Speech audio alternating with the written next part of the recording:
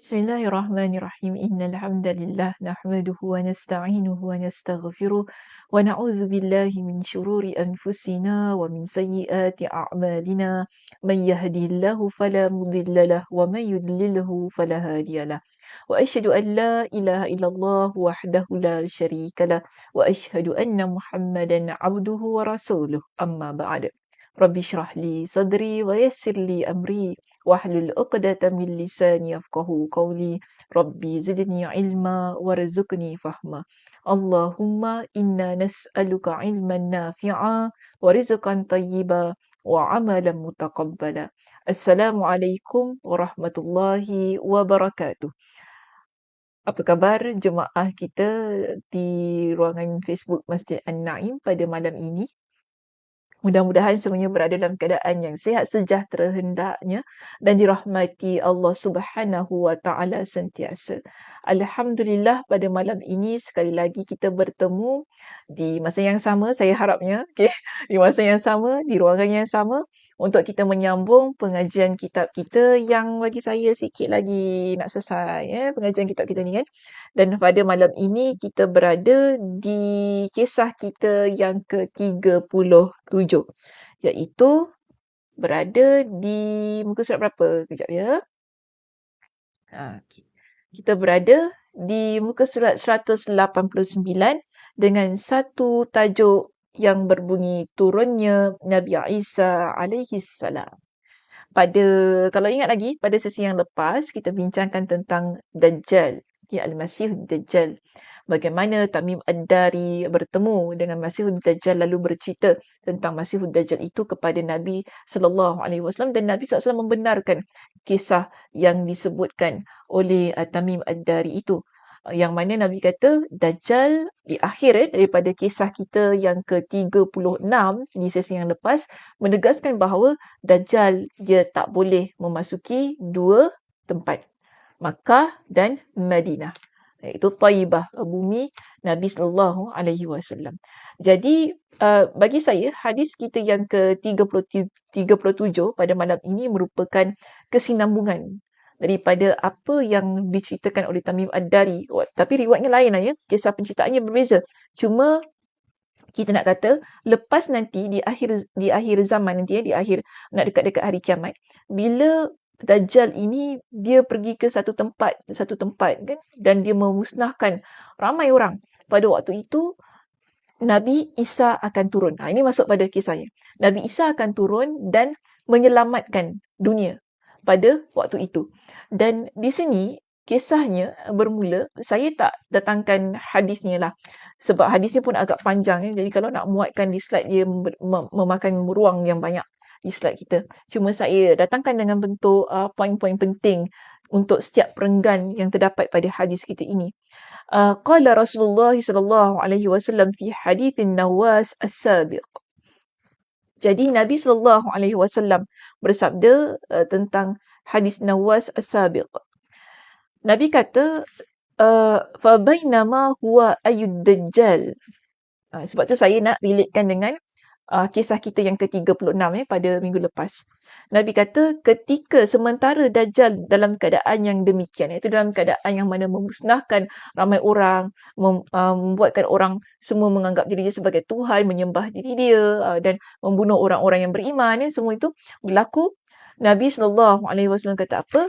Turunlah, tiba-tiba Allah menurunkan Al-Masih ibn Maryam, iaitu Nabi Isa alaihi salam, di mana turun di sisi Menara Putih sebelah timur Damsyik, iaitu indal manaratil bayda'i syarqiyya Dimashq baina mahrudataini, di antara dua pakaian yang dicelup dengan za'faran, dengan keadaan yang mana Nabi kata wadi'an kaffai ala ajnihati malakaini. Nabi Isa alaihi salam turun tiba-tiba ketika Dajjal ni sibuk-sibuk ni memusnahkan orang ramai semua ni kan. Nabi Isa alaihi salam, Nabi kata akan turun dalam keadaan yang dia memakai dua pakaian yang dicelup dengan za'faran, dengan keadaan yang mana juga meletakkan dua telapak tangannya di sayap para malaikat. Okey, ala ajnihati malakaini. Maaf, dua malaikat. Tangannya di atas sayap dua malaikat. Jadi yang boleh kita gambarkan di sini, ketika Nabi Isa alaihi salam turun, dia diiringi oleh dua malaikat yang bersama dengan dia, yang mana kedua telapak tangannya itu diletakkan di atas sayap dua malaikat ini. Jadi dia macam inilah keadaannya kan. Bayangkan, cuba bayangkan begitu. Kemudian Nabi SAW pun meneruskan penceritaan ini. Nabi kata apa? Idza ta'ta'a ra'asahu qatara. Satu lagi keistimewaan yang Allah berikan kepada Nabi Isa pada waktu itu ialah apabila dia menundukkan kepalanya. Okay, bila dia tundukkan kepalanya, akan menitiskanlah air, dan apabila dia angkat kepalanya, keluar daripadanya biji-biji yang dicampur daripada perak seperti mutiara. Okay, bila dia tundukkan kepala dia akan menitislah air, tapi bila dia angkat kepalanya akan keluarlah butiran-butiran seperti mutiara. Lalu Nabi SAW kata, dalam keadaan yang sedemikian, apa yang berlaku? Fala yahillu likafirin yajidu riha nafasihi illa mata. Nabi kata, orang kafir, maknanya mereka yang tak beriman kepada Allah, ketika mereka mencium bau Nabi Isa ini, mereka akan terus mati. Ini mukjizat yang Allah berikan kepada Nabi Isa nanti kelak bila Nabi Isa turun. Lalu Nabi SAW bersabda, nafasnya berakhir di mana berakhir pandangannya. Justru dicarinya sehingga didapati di Bab Lud, sebuah tempat berdekatan Baitul Maqdis, lalu dibunuhnya. Jadi ramai, maknanya semua mereka yang kafir pada waktu itu ketika Nabi Isa turun akan mati kerana mencium bau yang ada pada Nabi Isa AS. Datanglah pada waktu itu, Nabi ceritakan kaum yang telah Allah pelihara. Maknanya mereka ni di kalangan umat Nabi Isa AS, yang mana Allah wahyukan kepada Nabi Isa, ada ketinggalan di situ fayatlubuhu hatta yudrikahu bibabil luddin fayaqtuluhu thumma ya'ti Isa bin Maryam qaumun qad asamahumullahu minhu fayamsahu an wujuhihim wa yuhaddithuhum bidarajatihim fil jannah. Jadi kaum ini yang dia keluar bertemu dengan Nabi Isa AS pada waktu itu, setelah Nabi Isa setelah semua orang-orang kafir pada waktu itu mati kerana mencium bau Nabi Isa, akan datanglah kaum yang telah Allah Subhanahu Wa Taala pelihara. Maka kaum ini Nabi Isa AS pun menyapu wajah-wajah mereka dan memberitahu tentang darjat mereka di dalam syurga, iaitu kaum yang bertemu dengan Nabi Isa AS. Sementara dalam keadaan sedemikian, tiba-tiba Allah Subhanahu Wa Taala mewahyukan kepada Nabi Isa, sesungguhnya aku telah mengeluarkan hamba-hambaku, mereka tidak mempunyai kekuatan untuk memerangi mereka, maka jadikanlah gunung Tur itu sebagai pelindung mereka. Allah Subhanahu Wa Taala wahyukan tentang hamba yang Allah keluarkan, iaitu Ya'juj dan Ma'juj, yang masih lagi hingga hari ini belum keluar dan berada di belakang tembok Zulkarnain. Jangan tanya saya di mana dan bagaimana, sebab perbincangannya akan jadi panjang. Cuma yang penting ambil poin itu sahaja untuk perbincangan kita pada malam ini. Setelah peristiwa Nabi Isa bunuh Dajjal, Dajjal dah dibunuh. Kemudian kaum Nabi Isa, orang-orang yang kafir kemudiannya mati kerana mencium bau Nabi Isa AS tersebut. Seterusnya diikuti dengan keluarnya kaum yang berjumpa dengan Nabi Isa AS. Seterusnya Allah Subhanahu Wa Taala wahyukan kepada Nabi Isa yang Allah telah keluarkan Ya'juj dan Ma'juj, dan mereka itu, iaitu kaum ni, manusia-manusia ni yang ada dengan Nabi Isa, tak mampu untuk memerangi Ya'juj dan Ma'juj ini. Ya'juj dan Ma'juj inilah di kalangan para ulama kata mereka merupakan daripada keturunan anak Nabi Adam AS yang banyak melakukan kerosakan di atas muka bumi ini, lalu mereka terpenjara di belakang tembok Zulkarnain itu. Kisahnya agak panjang lah cuma saya tak nak ambil poin itu sebab nanti tak habis untuk saya baca hadis ini pada malam ini. Baik, seterusnya Nabi Isa pun membawa mereka semua pergi ke berlindung di Gunung Tur itu tadi, dan Allah mengutuskan Ya'juj dan Ma'juj, mereka meluru turun dengan laju dari tiap-tiap tempat yang tinggi. Jadi Ya'juj dan Ma'juj pada waktu itu terus keluar daripada tempat yang tinggi menuju ke semua tempat untuk memusnahkan apa yang mereka temui. Sangat ngeri ya, peristiwa ini ya, sangat ngeri. Jadi mereka akan musnahkan semua yang mereka temui. Kemudian Nabi kata kumpulan pertama mereka melalui Tasik Tabariyah.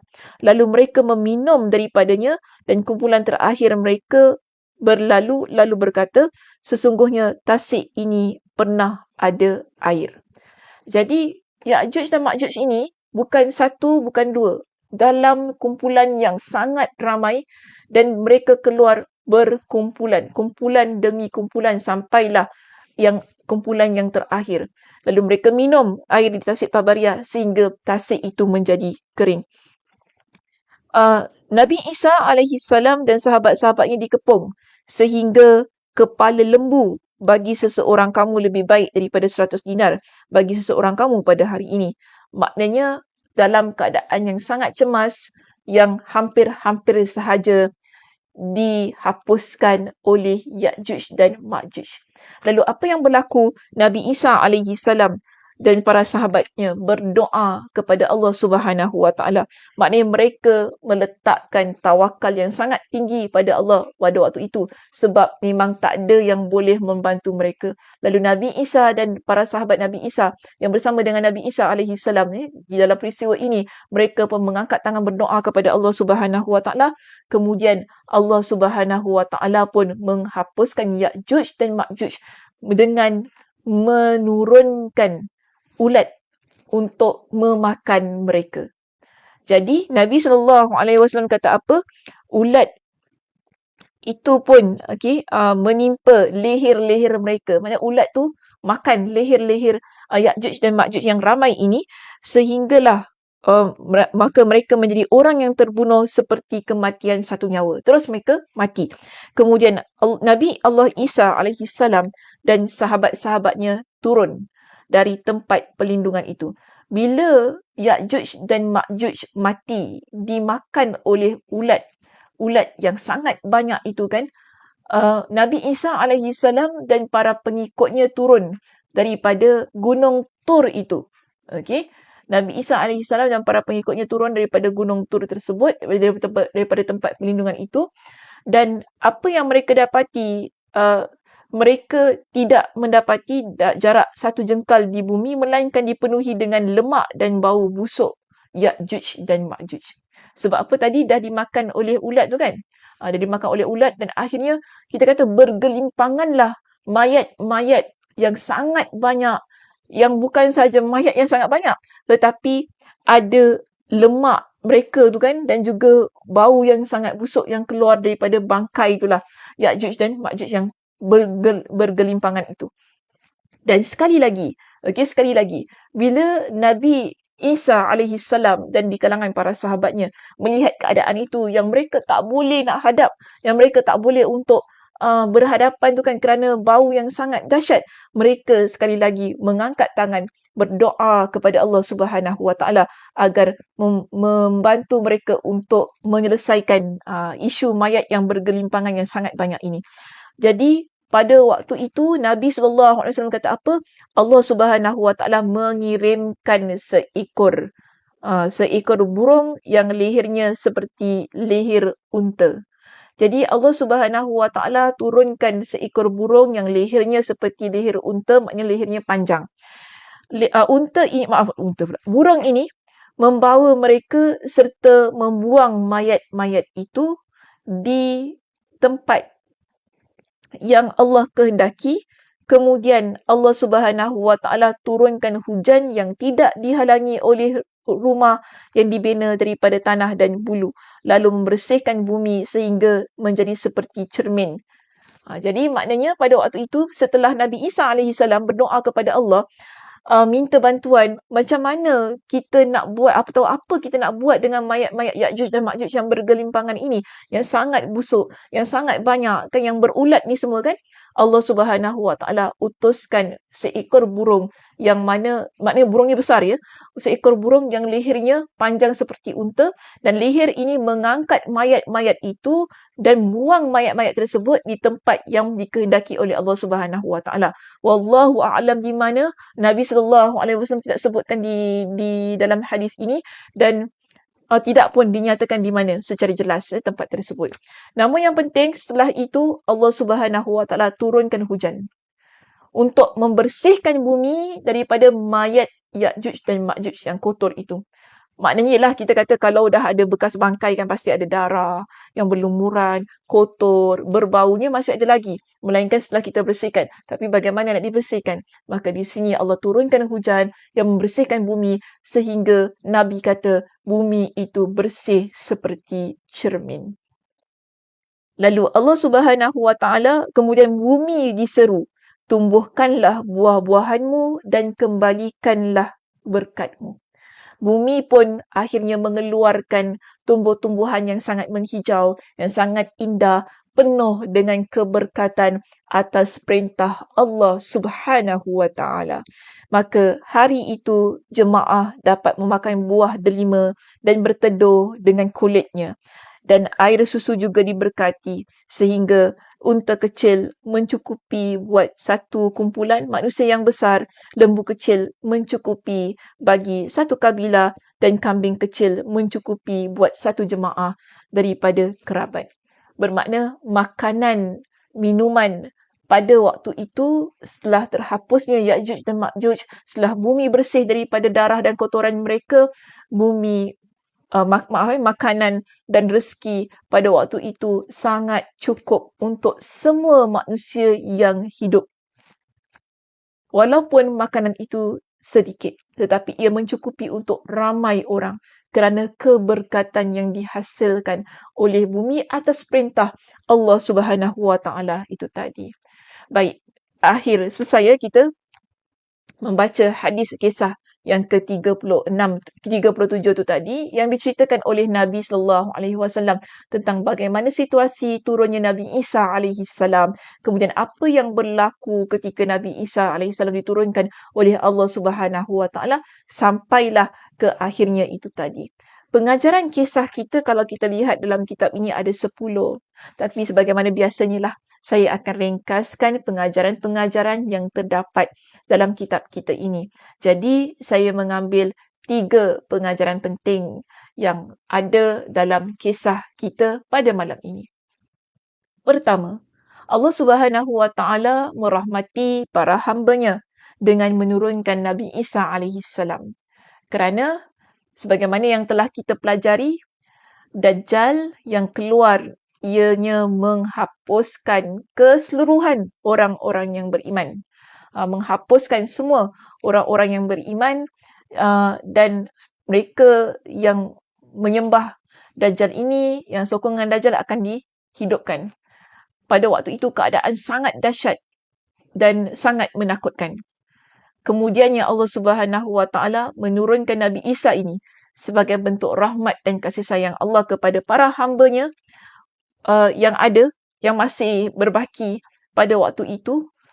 Kerana apa? Bila turunnya Nabi Isa alaihi salam, dia pun membunuh Dajjal itu. Okey. Jadi kalau dalam kitab kata apa? Pada akhir zaman lalu Nabi Isa yang turun akan menghapuskan Dajjal, menegakkan Islam, menghapuskan seluruh agama kecuali Islam, mendatangkan kesuburan dan kesenangan, melahirkan kedamaian dan keselamatan kepada seluruh alam. Jadi ini kita panggil sebagai indahnya situasi itu tatkala turunnya Nabi Isa alaihi salam. Okey, menyelamatkan suasana, menyelamatkan jiwa-jiwa yang masih berbaki pada waktu itu, bahkan menyelamatkan bumi. Sehingga tadi kan kita baca bumi ditumbuhi dengan buah-buahan, sayur-sayuran dan setiap alam tumbuh-tumbuhan dan juga air dan minuman yang sangat berkat. Setelah semua peristiwa itu dapat diselesaikan oleh Nabi Isa alaihi salam. Dan seterusnya, Allah Subhanahu Wa Taala menolong Nabi Isa alaihi salam. Dalam kisah itu tadi kita dapati ada 2 keadaan. yang mana Allah Subhanahu Wa Taala berikan pertolongan kepada Nabi Isa kerana Nabi Isa alaihi salam mengangkat tangan memohon kepada Allah Subhanahu Wa Taala. Pertama ialah ketika keluarnya Ya'juj dan Ma'juj. Jadi Allah kata kaum Nabi Isa, manusia yang bersama dengan Nabi Isa, manusia semuanya tak mampu untuk selamat daripada Ya'juj dan Ma'juj. Jadi Nabi Isa alaihi salam pun berdoa kepada Allah Subhanahu Wa Taala. Okey, akhirnya mereka diberikan perlindungan.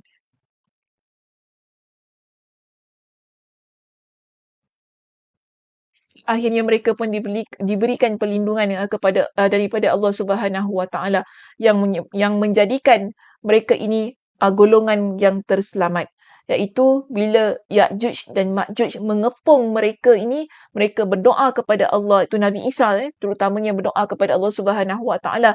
Akhirnya mereka pun dimakan oleh ulat-ulat di leher mereka yang memusnahkan mereka. Akhirnya mereka pun mati dan terhapus. Dan seterusnya kita dapati tadi bagaimana Allah Subhanahu Wa Taala menolong Nabi Isa alaihi salam pada waktu itu apabila Nabi Isa bersama dengan sahabat-sahabatnya tak dapat untuk menyelesaikan masalah mayat-mayat Ya'juj dan Ma'juj yang terlampau banyak yang bergelimpangan dengan bau yang sangat busuk. Lalu Allah Subhanahu Wa Taala mengabulkan doa mereka bila mereka berdoa minta pertolongan Allah untuk membersihkan bumi itu, maka Allah datangkan seekor unta yang mana lehernya panjang seekor burung yang lehernya panjang seperti unta. Tersilap atau terbalik. Lehernya panjang seperti unta. Dan akhirnya bumi pun bersih daripada mayat-mayat Ya'juj dan Ma'juj. Yang ketiga, Ya'juj dan Ma'juj Ya'juj dan Ma'juj masih terpenjara di tembok Zulkarnain hingga ke hari ini. Poin saya yang ketiga itu boleh dilihat pada poin yang kelima yang terdapat di muka surat 193. Dan hal ini ada diceritakan oleh Allah Subhanahu Wa Taala dalam surah Al-Anbiya pada ayat yang ke-96 hingga 97. Nanti jemaah boleh sila rujuk pada ayat-ayat itu untuk lebih menghayati dan memahami tentang apa sebenarnya dan bagaimana sebenarnya Ya'juj dan Ma'juj ini. Okay, dan seterusnya lah ada beberapa lagi yang disebutkan tadi, masih kekal di bumi selama 40 tahun, kemudian mati seperti matinya Nabi-Nabi dan Rasul sebelumnya. Dan kemudiannya berlakulah hari kiamat. Begitulah keadaannya tentang perbincangan hadis kita ini. Baik, itu sahaja yang boleh saya jelaskan tentang kisah kita yang pelik dan ajaib pada malam ini, iaitu tentang kisah turunnya Nabi Isa dan bagaimana Nabi Isa alaihi salam dalam keadaan yang sangat pelik, sangat ajaib kan, keadaan diri Nabi Isa itu, kemudian para sahabat Nabi Isa yang ditemui kembali dan seterusnya dengan keluarnya Ya'juj dan Ma'juj dan peristiwa-peristiwa yang berikutnya Allah Subhanahu Wa Taala takdirkan. Kalau saya kata begini kalau kita lihat ataupun kita fikir dengan logik akal, memang sukar untuk kita percaya dan memang sukar untuk kita rasa betul ke perkara itu berlaku. Tetapi sebagai orang yang beriman kita beriman dengan semua yang terkandung pada hadis tersebut. Itulah peristiwa akhir zaman yang akan berlaku. Yang wallahu alam, adakah kita akan berada pada waktu itu? Wallahu alam, kita tak tahu. Yang penting kita ada ilmunya, kita tahu peristiwa itu akan berlaku dan kita beriman ianya adalah peristiwa yang benar yang akan Allah Subhanahu Wa Taala takdirkan pada zaman itu kelak. Wallahu a'lam bishawab. Okey, terima kasih di atas perhatiannya untuk malam ini. Mudah-mudahan Allah Subhanahu Wa Taala memberikan kepada kita dengan kekuatan dan menjadi satu bentuk yang motivasi diri yang tinggi untuk terus-terusan beramal soleh setelah kita membaca kisah ini kan. Kerana kita tahu inilah kisah yang belum lagi terjadi tetapi benar akan terjadi, yang wallahu alam kita doa. Kita, kalau bagi saya, kalau tak ada pada zaman itu lebih baik. Kerana ia sangat mengerikan. Dan adakah kita selamat? Wallahu a'lam bishawab, kita tahu. Tapi yang penting bila kita baca hadis ni, bertambah-tambahlah hendaknya keimanan kita ini kepada Allah Subhanahu Wa Taala. Bertambah-tambahlah kekuatan kecintaan kita kepada Nabi sallallahu alaihi wasallam dan apa yang diturunkan oleh Nabi sallallahu alaihi wasallam, dan moga-moga Allah Subhanahu Wa Taala menyelamatkan kita, mengekalkan kita hidup dan mati terus dalam keadaan yang beriman kepada Allah Subhanahu Wa Taala dalam apa jua keadaan kita. Wallahu a'lam bissawab. Saya tutup pengajian kita pada malam ini dengan tasbih kafarah. Subhanakallahumma wa bihamdika asyhadu an la ilaha illa anta astaghfiruka wa atubu ilaik. Assalamualaikum warahmatullahi wabarakatuh. Jemaah yang budiman, ayuh sama-sama kita dirikan kediaman kita di Jannatul Naim kelak. Masjid An-Naim memerlukan sejumlah $500,000 untuk menambah baik ruangan solat dan bangunan masjid bagi keselesaan dan ketenangan ibadah para jemaah.